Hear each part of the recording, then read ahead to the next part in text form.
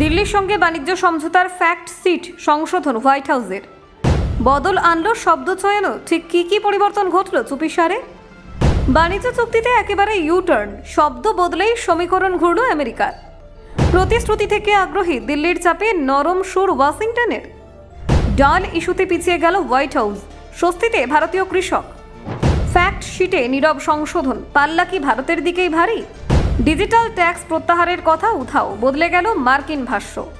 কৃষি এবং ডিজিটাল ক্ষেত্রে নরম বার্তা, কূটনীতিতে সূক্ষ্ম জয় ভারতের। 50,000 কোটি ডলারের ডিলে শব্দযুদ্ধ, কে এগিয়ে? চাপ কমালো আমেরিকা, বাণিজ্য সমঝোতায় স্বস্তির নিঃশ্বাস দিল্লির। ডাল নিয়ে দোলাচল, শেষে সংশোধন, রাজনৈতিক চাপ কাটল কেন্দ্র। নথিতে চুপিসারে বদল, কূটনৈতিক চালেই বাজিমাত ভারতের।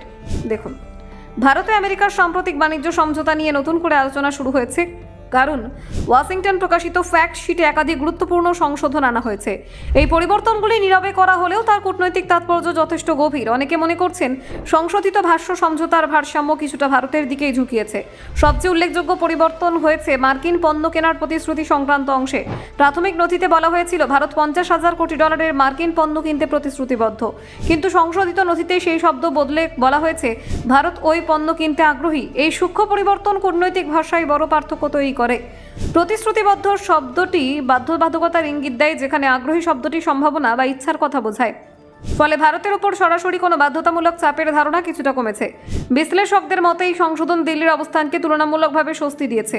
প্রাথমিক ফ্যাক্ট শিটে 50,000 কোটি ডলারের পণ্যের তালিকায় শক্তি, তথ্য এবং যোগাযোগ প্রযুক্তি, কয়লা এবং কৃষিজ পণ্যের উল্লেখ ছিল। সংশোধিত নথিতে সেই অংশ থেকে কৃষিজ পণ্যের উল্লেখ সরিয়ে দেওয়া হয়েছে, যদিও আলাদা একটি অংশে কৃষিজ পণ্যের প্রসঙ্গ রয়ে গিয়েছে। এই পরিবর্তন বিশেষ তাৎপর্যপূর্ণ, কারণ কৃষিক্ষেত্র ভারতীয় অর্থনীতি এবং রাজনৈতিক অত্যন্ত সংবেদনশীল ক্ষেত্র। কৃষিজ পণ্যের সরাসরি উল্লেখ থাকায় দেশীয় মহলে উদ্বেগ তৈরি হয়েছিল। সংশোধনের ফলে সেই উদ্বেগ কিছুটা প্রশমিত হয়েছে বলে মনে করা হচ্ছে। শুল্ক হ্রাসের প্রসঙ্গেও গুরুত্বপূর্ণ বদল আনা হয়েছে। প্রথম নথিতে নির্দিষ্ট কিছু ডালের উপরে শুল্ক কমানোর কথা উল্লেখ ছিল। সংশোধিত নথিতে ডালের দাম আর নেই, যদিও অতিরিক্ত কিছু পণ্যের উপর শুল্ক হ্রাসের কথা বলা হয়েছে।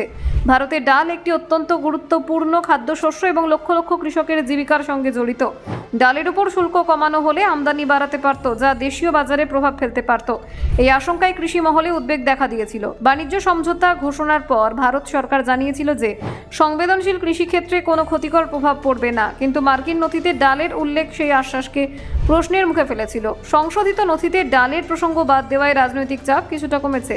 ডিজিটাল পরিষেবা কর বা ডিজিটাল সার্ভিসেস ট্যাক্সের ক্ষেত্রেও ভাষার পরিবর্তন হয়েছে। প্রথম নথিতে বলা হয়েছিল ভারত এই কর প্রত্যাহার করবে। সংশোধিত নথিতে সেই শব্দ মুছে দিয়ে বলা হয়েছে ডিজিটাল বাণিজ্য বিধি নিয়ে আলোচনা হবে।